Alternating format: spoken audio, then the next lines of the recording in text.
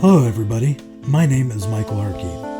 I'm the curator of code here at InfoTex and your moderator. Welcome and thank you for joining us today. If you have any questions, feel free to ask them as you see pictured here. We will make sure they get answered. We'd like to point out destinations on our website, webinars.infotex.com, where you can find our upcoming webinar topics and event schedule. And then also movies.infotex.com, where you can find the movies of these webinars and training videos.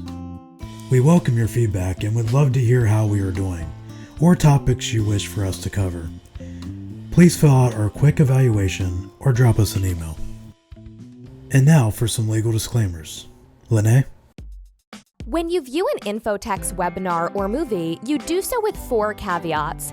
First, you're agreeing to the terms posted at the web page listed on this slide. Second, our lawyers want you to know that what InfoTex presents is often time-dated or about new trends, regulations, or guidance, and therefore we cannot provide this material with any warranty whatsoever. Thirdly, material provided with InfoTex webinars and movies is copyrighted. You keep the copyright to material customized to your organization, but InfoTex reserves the right to use the material in other engagements and boilerplates. See our transfer of copyright agreement at the webpage listed in this slide.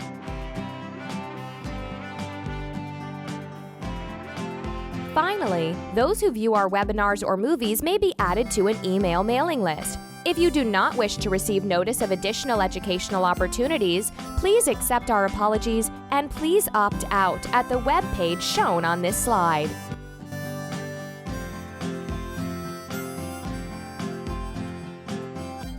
So today's webinar is about the director's role in incident response, or more importantly, one way you can help your directors learn their role in incident response.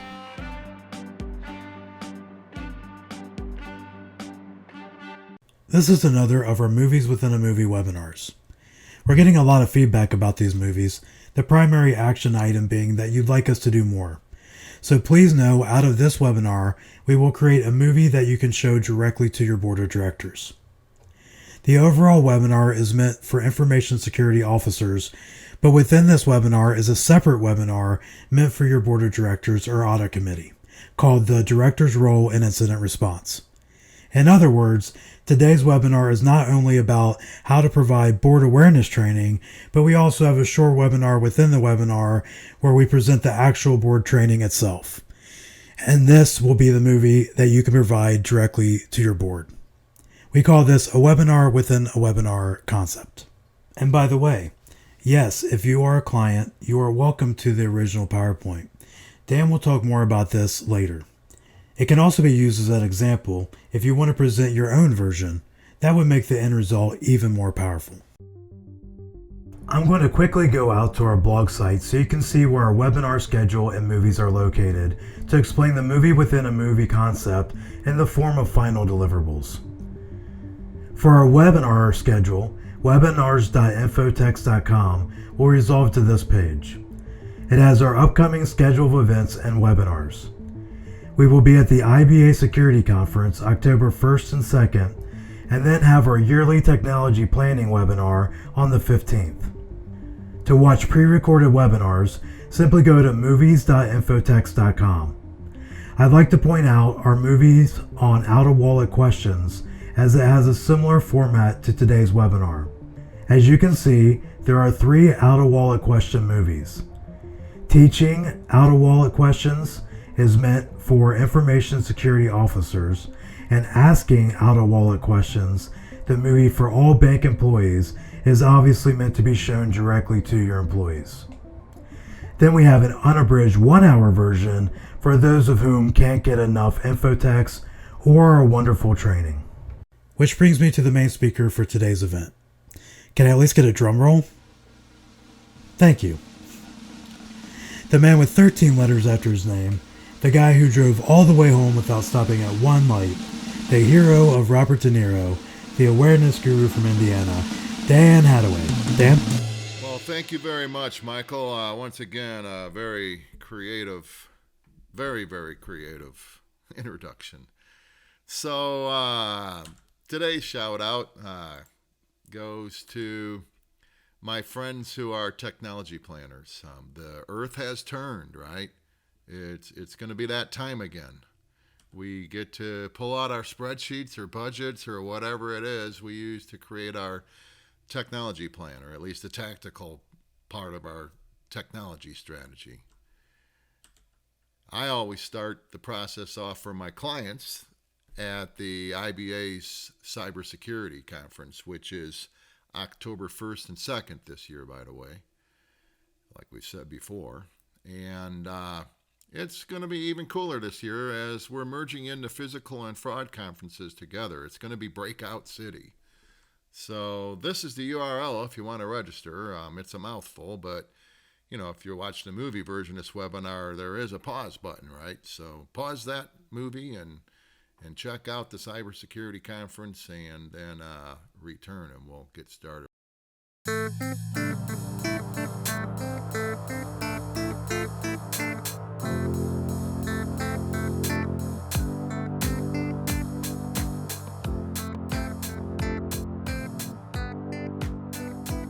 So today I want to just start out by talking about incident response in general. Then we'll dive into the movie within a movie concept that, we've been talking about for the last 4 or 5 minutes. And it's the movie, really, that is meant to play to your directors. And as Michael said earlier, by the way, it's actually an example of what you could do if you wanted to develop your own presentation. And, we'll make the documents available. Just reach out to us if the webinar is not making these readily, available to you. But we really need to be teaching everybody that it's a matter of when now, not if. That, eventually someone's probably going to make a mistake that's going to cause us to not be in a panic, I hope, because if we can realize that we have the ability to turn a lemon into lemonade, we have a plan, right? And we really need to make sure everybody knows that the first priority is user containment. And then after you've contained the incident, then we want you to perform what we call broadcast awareness. And I'm not going to go into too many details about either user containment or broadcast awareness now, because it's going to be a big part of the actual movie for your directors, which you'll be watching in the next section. So suffice it to say, when the entire team knows the actions to take and in what order, then what's going to happen once they have an incident, once they hand off the incident to the appropriate authorities, the entire process is going to work a lot better. Imagine being able to shut down an attack due to awareness. It happens all the time. And it's broadcast awareness that's set up to make that work even better. Meanwhile, we should be teaching our management team a few things as well. Of course, hopefully by now you have key management team members on your incident response team, but the rest of the management team still needs to understand their role, right? And, really, it's important that the rest of the management team realize that we've got a team in place that's going to handle this. So if you're not on the incident response team, just kind of, sit on your hands and try to be calm and try to help us when we need help. Ask the right questions. But, beyond that, I feel that the management team also should know that we're spending a lot of time feeding the SIEM, getting ready for an incident. So, we're trained. We've exercised our incident response test. We, have all these tools and controls in place to assist with the incident. And, really, the SIEM is something that is going to be a place where we gather when we do have an incident.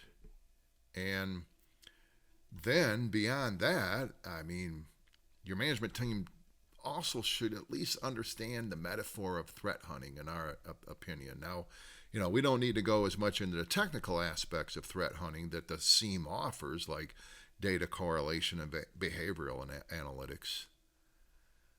But your management team should be aware of the types of scenarios which create heightened likelihood and thus heightened risk. And if they can give the incident response team, or at least the ISO, a heads up on any of these types of scenarios as they arise, we can focus the SIEM on the more likely attack vectors. Now, what you should teach your incident response team, well, it's, there's like 3 webinars, right? I mean, there's a lot we need to go over with our incident response team, so I'm not going to go into that as much today. But suffice it to say, if you go out to movies.infotex.com, you'll find several webinars there that are, really focused on what the incident response team should understand about incident response. And we're always doing more webinars in that regard.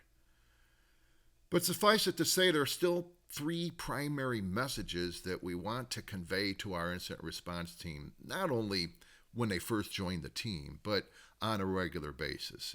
If you're wondering what the agenda should be for your incident response team, well, it could be as simple as this. You have a role. This is your role. Here's the policy that we need to enforce, and this is the plan for enforcing that policy. And really, the best way to put everybody on the same page, the best way to really achieve a remarkable amount of ground when it comes to training our incident response team is with the tabletop tests that you should be implementing on an annual basis, because it's required by Domain 5 of the Cybersecurity Assessment Tool, and more importantly, because it, more than anything, is the number 1 awareness training tool for your incident response team.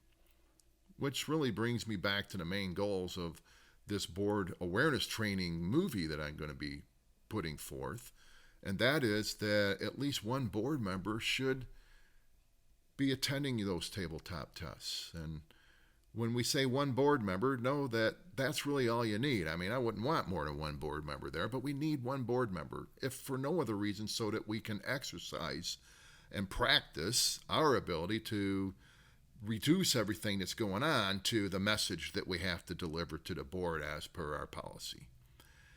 But over the course of 5 years, if you have 5 different board members involved in the test, you will be indeed be in a position to turn lemons to lemonades, which is what you're going to see me talk a lot about in the movie that's coming up next.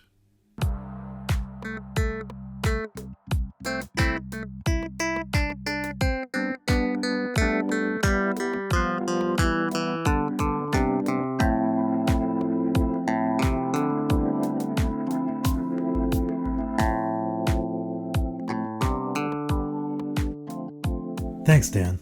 We have pre-recorded the movie so you can see exactly what will be shown to your board if you choose to show the movie.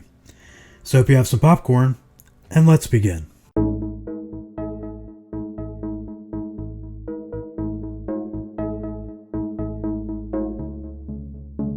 And thank you for joining Infotex for this movie presentation. Find our tour page for upcoming webinars and workshops, and movies for most of our past webinars. That's tour.infotex.com. Please know that at the end of this presentation are several legal disclaimers. These disclaimers explain the links shown on your screen. And now it's our pleasure to introduce you to our webinar moderator, the code curator and special envoy from the SIEM, Michael Hardkey. Michael? This movie is meant for directors of community-based banks. It's about your role in a very important cybersecurity process. It's not a matter of if anymore, it's a matter of when.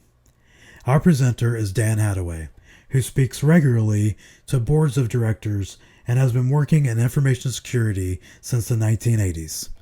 Well, thank you very much, Michael, and thank you, directors, for joining us today. The fact that you're willing to dedicate part of your very busy schedule to the notion that it's a matter of when, not if, means a lot to your information security officer. And so it does really boil down to the fact that we're now in a situation where sometime in the future, someone could make a mistake in your bank that, if not handled properly, could affect our reputational risk. But the good news is that I've been in the business of helping organizations respond to incidents since the year 2000. And the one thing we've learned over the years is that if you do have a good incident response process in place, you can actually turn that lemon into a lemonade.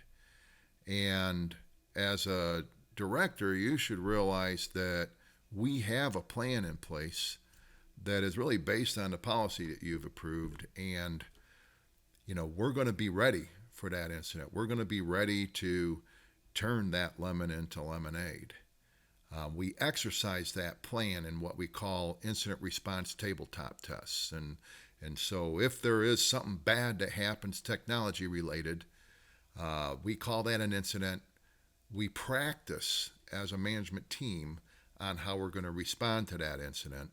And the plan that we practice is really the tool that we use to enforce the policy that you're approving on an annual basis. And really, the policy has some very, very important components to it, all centered around a classification structure. Your bank might not use this one, but most community-based banks are now kind of reducing their incident response classification to a simplified three-tiered structure, really centered around whether or not we need to notify our customers, which is what we would call a disclosure incident. And so the good news is as a director, you're not really going to be concerned with the negative incidents or even the security incidents. They might be reported to you in an aggregated form in your annual report to the board, but it's the disclosure incident that we need you to be prepared for. We need you to understand what your role is going to be in a disclosure incident. And so your policy really starts off with saying, hey, there's no such thing as 100% security. And so when something happens, our first priority in every incident needs to be to protect our customers. And as a board member, hopefully that's your primary role, is to make sure we stay focused on that priority. But then beyond that, the policy, establishes that management's going to, and follow the law, and we're going to notify customers per law and per regulation. The incident response team that's been created as a part of that plan is going to keep the board informed appropriately. And again, we don't need you to wake you up in the middle of the night for any incidents probably, but if you are going to get woke up in the middle of the night, it's going to be the top priority incident, those incidents where we've breached customer information. We think there may be a potential for misuse, and therefore we're going to have to notify our customers. I mean, even then, hopefully we're not having to wake you up in the middle of the night, but we might need to assemble the board on a Sunday or, on a holiday. Then the policy requires the management team to create a plan and of course it establishes the classifications that are going to be used to implement the plan. And then probably the most important part of the policy is that the incident response team will test that plan regularly. And these tests are very important. We need everybody on the incident response team at the test. It should exercise a scenario that would lead to notifying our customers. I mean, we can exercise other types of scenarios like ransomware or an availability incident, or, something, maybe an account balance is shared or whatever, where we don't have to notify all of our customers. But at least one of the scenarios in each year's test should require us to notify our customers, because that's what crystallizes all four corners of the bank. It's when even the board has to become involved in an incident response. The tests also show us, how to use the tools that we've been creating in order to monitor for technology risk and that sort of thing. And then finally, the test should also exercise the policy element of we need to notify the board. And so, you might actually have come across an incident response tabletop test, maybe because somebody called you and said, hey, this is a test, but we want to tell you what we think's happened. We want to propose our course of action, etc., so that we can have already practiced that part of the incident response as well. Something you need to know as a director, but the plan also due to regulations, requires us to notify our federal examiner, and the ISO might contact your federal examiner even if you do not need to notify your customers. The regulation is that you could have an incident that affects customer information, but because there's no potential for misuse, you don't have to notify your customers.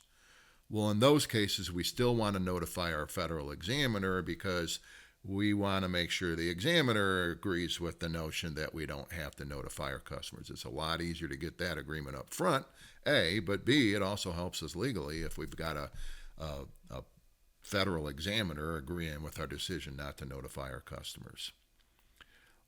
Meanwhile, the BSA officer will probably file a SAR in the types of incidents that go to the board. I can't say that for sure because, the Bank Secrecy Act keeps secret when they're going to file a SAR.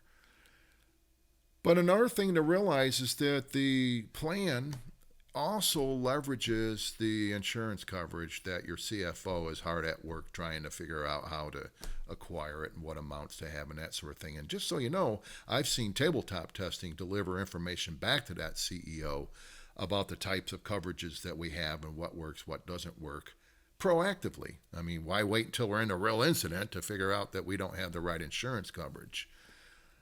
And let's face it, when we're in a cybersecurity incident, we're going to need to know what our deductible is versus what it's going to cost to notify all our customers, and then what's it going to cost to provide credit monitoring. Is that going to be covered by our insurance beyond the deductible? And then, if the insurance does coverage forensics, do we need to use certain forensics providers? Who are they? Do we have their phone numbers in the plan? That sort of thing. So it's good that the board understands this. And then one of the most important parts of the incident response plan is that it gives birth to two items that you might have already seen because they're probably in the acceptable use policy that you approve on an annual basis. And that is, two elements that actually have been given birth by the incident response plan, which is we want to teach everybody in the organization what we mean by user containment and what we mean by broadcast awareness. And so user containment is just simply what we need to do when we grow suspicious. And so, if we think we just clicked on the link, the first thing we want to do is contain that incident. Everything else comes second. Usually, user containment is just simply a matter of if you have a laptop or a phone or a tablet going into airplane mode, or if you have a computer that's plugged into the network via a cable, disconnecting that cable. It's that simple, but unfortunately, not everybody knows that. We want to make sure not only is that in our policy, but we're teaching everybody, including board members. User containment is how we make sure that whatever damage has been caused doesn't spread any further than it's already spread. But then beyond user containment, we now have the need to broadcast awareness. Awareness is 9/11 said a battle. If we can make everybody aware of the fact that there might be an incident occurring, we're going to respond to that incident in a much better fashion. We might even be able to thwart it from causing any damage. And so the way broadcast awareness works is, we first want to start off reminding you that first you need to contain the incident, disconnect from the network, right? But then beyond that, we encourage users to get with their supervisor, explain what happened, and then the supervisor and the user will decide who is the appropriate everybody. Okay, and so if, we took a call and we accidentally gave out an account balance, maybe what we need to do is we need to contact the customer, or maybe we need to contact the ISO, or, who knows? Who should we contact? If it's, somebody came into the branch and tried to get access to the data center, we're going to want to contact everybody in at least the geographic area of that, branch. Maybe even some of our competitor banks might want to let them know that, hey, somebody's trying to pose as a vendor to get access to a data center. Or, if we think we just, clicked on a link because, boy, that was a good phishing message, maybe we should let everybody in the organization know, hey, this might look like a legitimate message, but it's really a phish.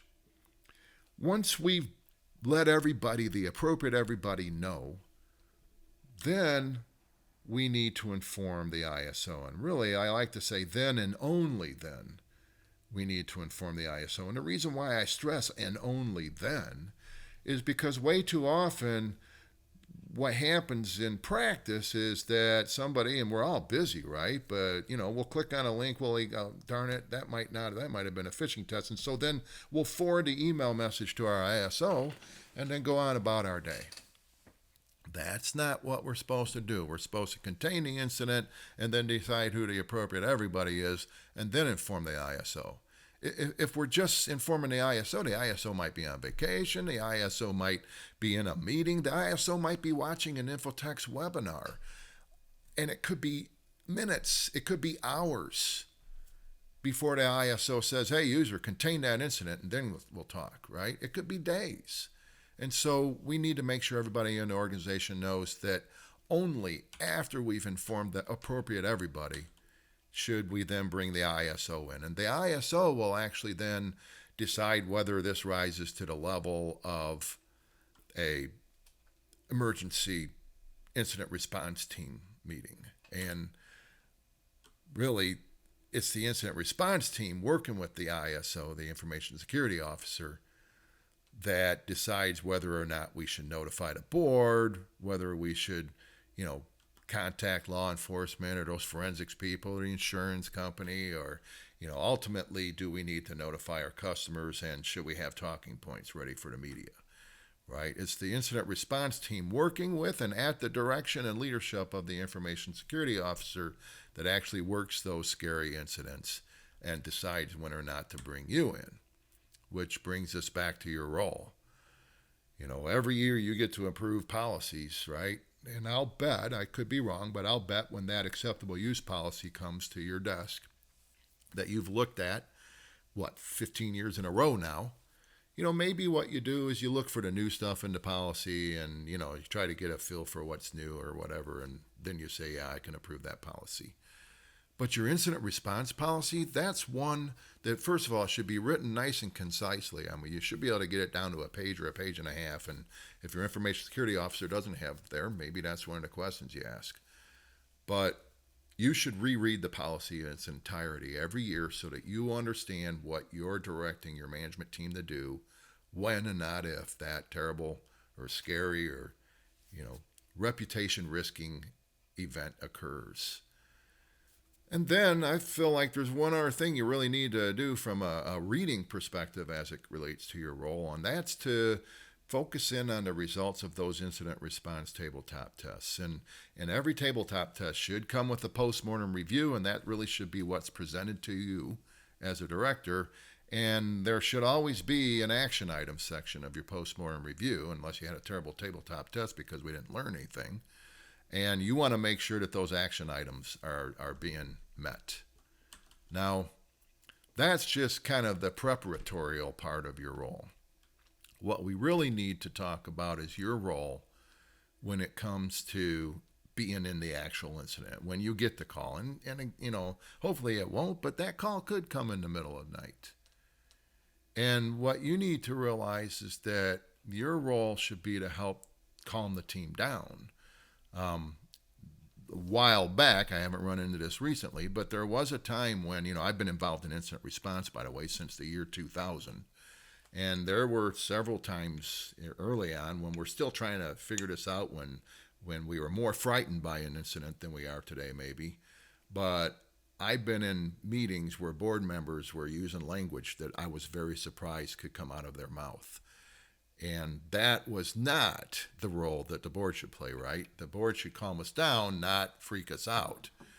And so as a director, you have the luxury of being at a bird's eye view. And I've got an analogy I hope you'll bear with me on, because I feel like this analogy really kind of helps illustrate what your role should be during an incident response, and really when it comes to establishing the security culture as well.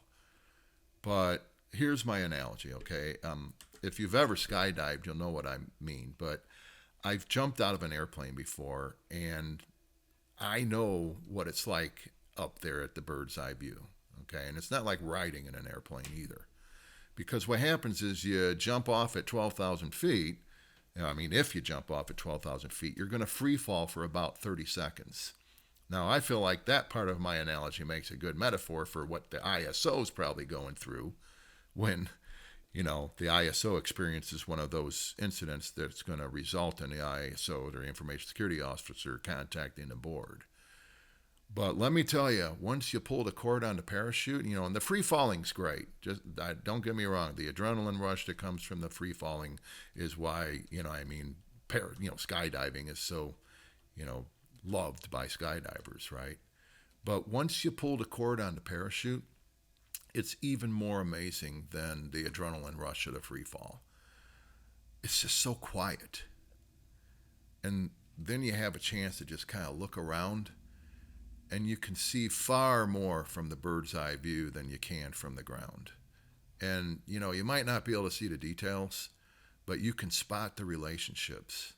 And up there, it's calm, it's quiet, you have time to think, and guess what? At least when I was up there, you start asking the right questions. And that's really your role as a board member during an incident. Keep calm, try to see the relationships, try to ask the right questions. And doing this, by the way, will not only help out an incident response, but it will also help establish the right security culture.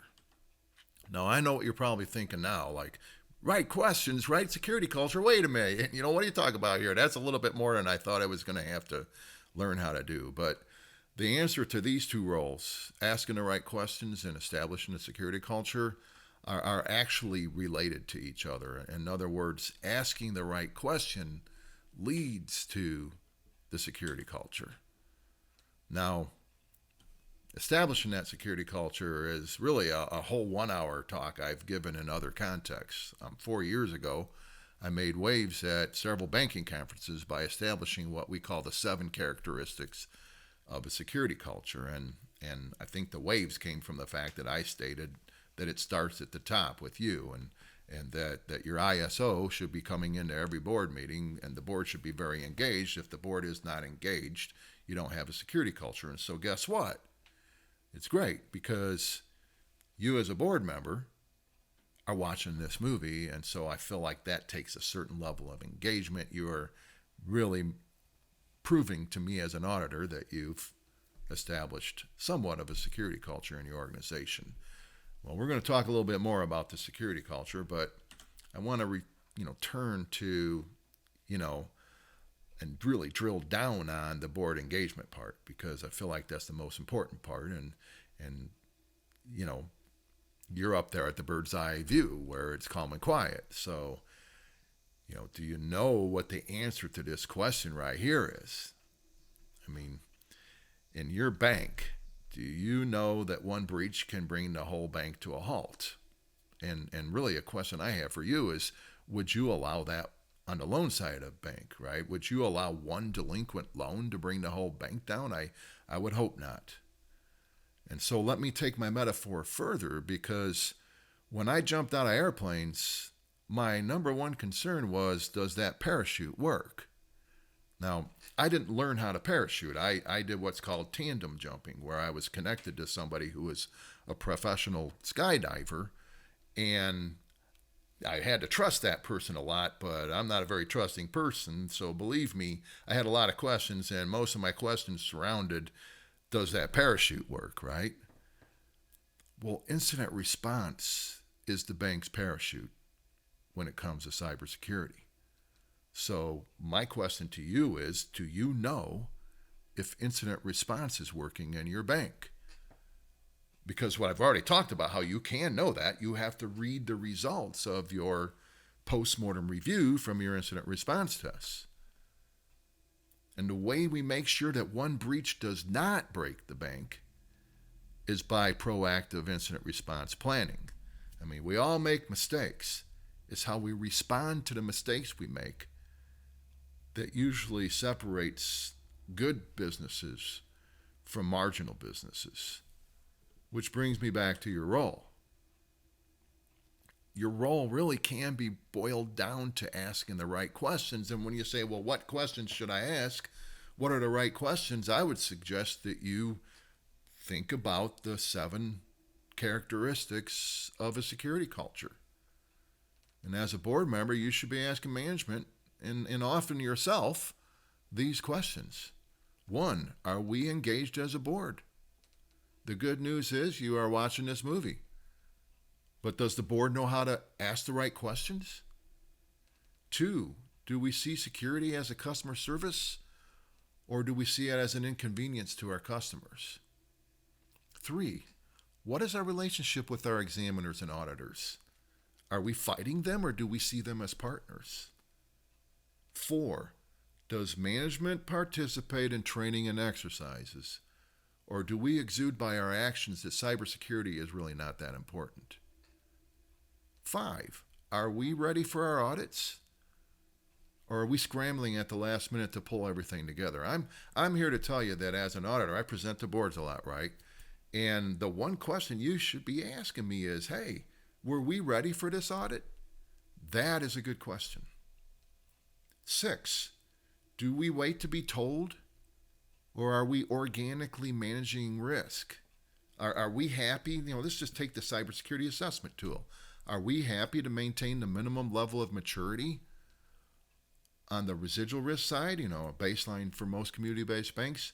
Or are we trying to get to that next level? If you're a bank that says, yeah, we're at baseline, but we're starting to identify the evolving statements that we can start implementing now, then number 6 is being achieved. And then finally, number 7, are we encouraging our team members to tell us when they think they've made a mistake?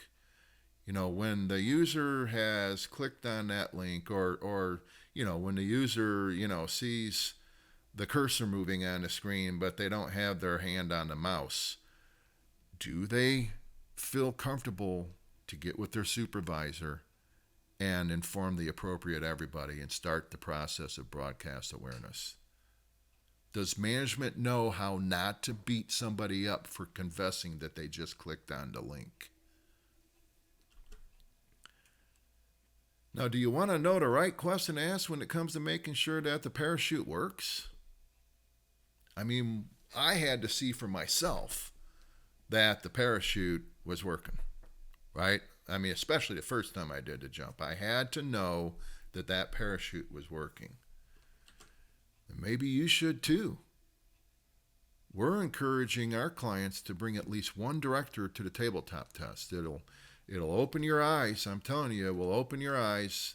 You'll learn a lot that you can take to your other businesses. But more importantly, it'll close the circle of awareness training. It'll really help make us feel confident that the board understands their role in incident response. Which brings me to the number 1 fundamental question that you should always keep in your arsenal of questions. And it's the one question that crystallizes management's awareness.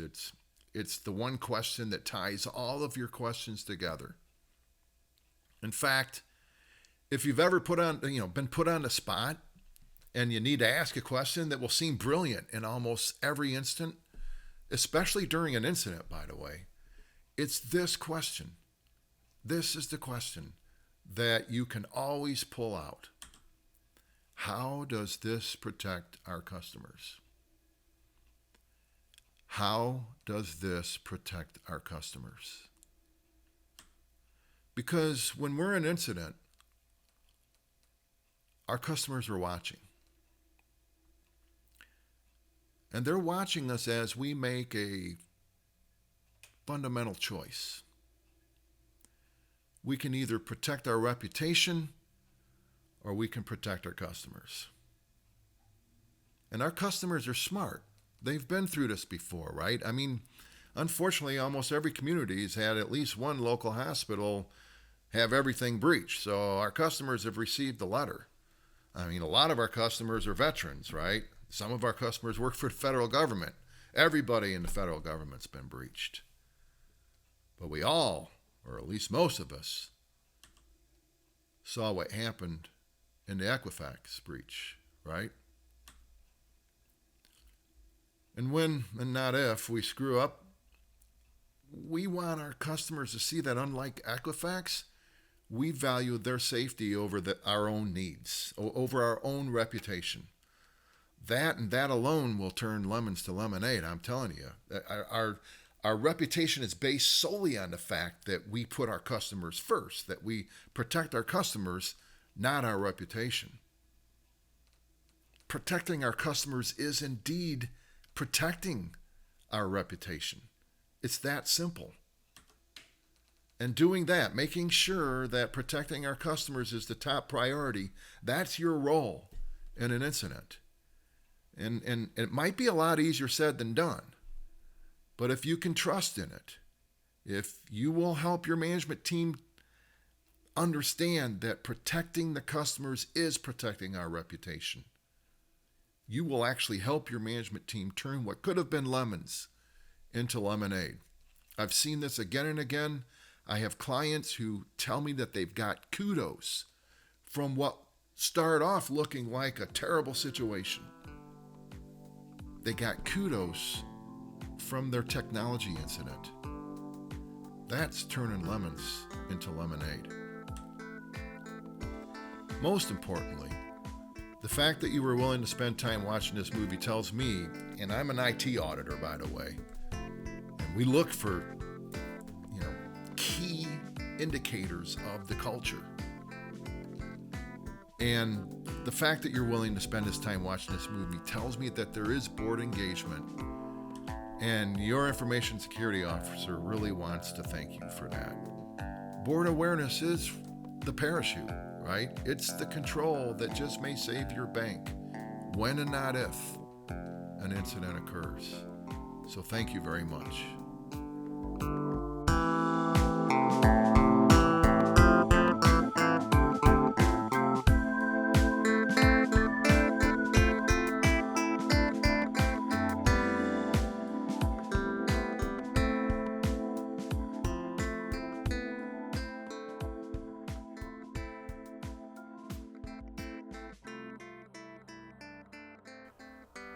Well, I hope you enjoyed that movie. I tell you, I hope that you will give us feedback on the movie, and not just as much, whether you liked it or not. We assume if you're using the movie, you liked it.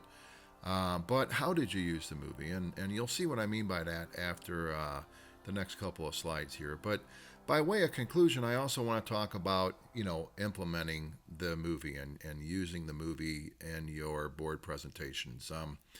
First of all, if you have a policy that is not modernized, and what I mean by that is, simplified classification and requiring what the FFIEC, is now requiring in an incident response policy, it won't align to that movie very well. So we've made a boilerplate available.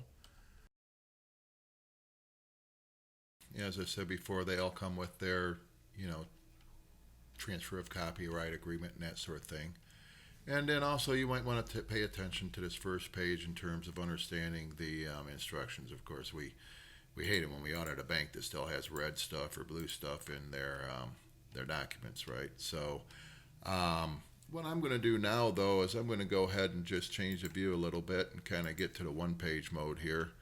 Our boilerplates usually help you try to figure out where they fit into the overall IT governance program. But what I went over with the board in terms of what is in their incident response policy, everything from, hey, there's no such thing as 100%, to the classifications and what qualifies as a classification, to, when the board's supposed to be notified,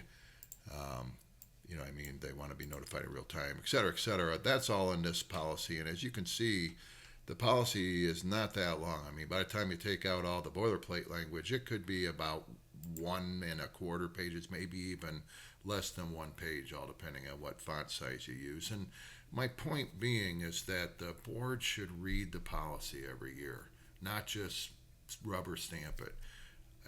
Even if there's no changes, it's awareness training. We want to remind them of what their role is. And so, just know that if the webinar doesn't easily get that boilerplate to you, just reach out to us, email us at webinars@infotex.com, and we'll get you the boilerplate as well as this PowerPoint presentation. Please also remember that we have a copyright agreement with our boilerplates, and check out the legal disclaimers at the end of this webinar. Meanwhile, if you want to show the movie to the board, a lot of our clients are saying that, hey, even if it doesn't exactly match up to, what we want the board to know, because, and I always use classification as the example in incident response. You can always pause the movie and say, hey, we're using a different classification scheme. This is what the classification is. That works just as well. I do have, clients that share with me how they use the movies. And it's my understanding that, even if we totally aligned with your policy, people are pausing the movie because they're asking, they want to make points about how it really relates to their situation and everything. So, but any kind of feedback that you can give to us on how we can improve these movies that go directly to your board or your users or your management team, please let us know. We really enjoy doing this. And really, we'd just like to thank you for attending these webinars. I hope that you find them getting better and better all the time. With that, I feel like we should end this webinar and really kind of reach out to Mike. Were there any questions this time? Yeah, actually, Dan, we do have a question. I'll message it to you. Do you see it? Okay. Oh, I see. All right. Well, this question is, we think our board is engaged, but we also feel like it's going to be next to impossible to get a board member to attend a tabletop test that goes more than 2 or 3 hours. And that's a good question. Tabletop testing does, if you're doing it right, it could be a 1-hour tabletop test, but that's really if you're only implementing one scenario. But if you're implementing several scenarios, which is really what we would encourage you to do, it could take from 4 to 5 hours. And so, yeah, to get a board member to that, it's not going to be as easy as me just sitting here in a webinar saying it. But, maybe what you do is you perfect your tabletop testing and get it to where, 1 year you're going to test a disclosure incident in the first hour, and then maybe the board member only attends that first hour. I hope that once you show the board this movie, that you have board members volunteering to participate in the tabletop test. I don't know your board, of course, and every board is different, but if they understand why participating in tabletop test will open their eyes, if they understand why it's important, that might be just what you need to get the first board member to attend. And then who knows if you get a different board member in, the next year because the first board member said it was really worth the time. Now you're starting to spread that awareness throughout the whole board. So doesn't look like there are any other questions. So I'm going to go ahead and turn this over to you, Mike. Thank you, Dan, as always. For an archive of all of our training movies, please go to movies.infotex.com. Thank you for joining us today. When you view an Infotex webinar or movie, you do so with 4 caveats. First, you're agreeing to the terms posted at the web page listed on this slide. Second, our lawyers want you to know that what Infotex presents is often time-dated or about new trends, regulations, or guidance, and therefore we cannot provide this material with any warranty whatsoever. Thirdly, material provided with Infotex webinars and movies is copyrighted. You keep the copyright to material customized to your organization, but Infotex reserves the right to use the material in other engagements and boilerplates. See our transfer of copyright agreement at the webpage listed in this slide.